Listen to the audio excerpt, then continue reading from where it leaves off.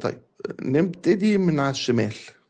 أول مربع لونه أحمر، ده كان دورة هبوط ابتدت معانا من 2008. وطبعا حضراتكم متذكرين إن 2008 في أولها في شهر 5 تقريبا كان عندنا وصلنا للقمة التاريخية الأولى للمؤشر، كانت أعتقد عند 12,000. وابتدت الأزمة المالية العالمية بعد العيد الصغير ومحدش يربط ما بين الأحداث يعني. الأزمة المالية العالمية ابتدت في الشهر 5.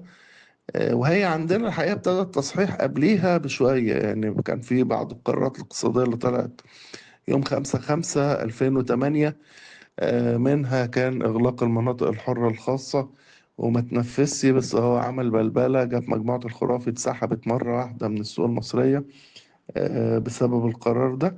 ففي نهاية الأمر احنا كنا يعني ابتدينا من 2008 دورة هبوط. طيب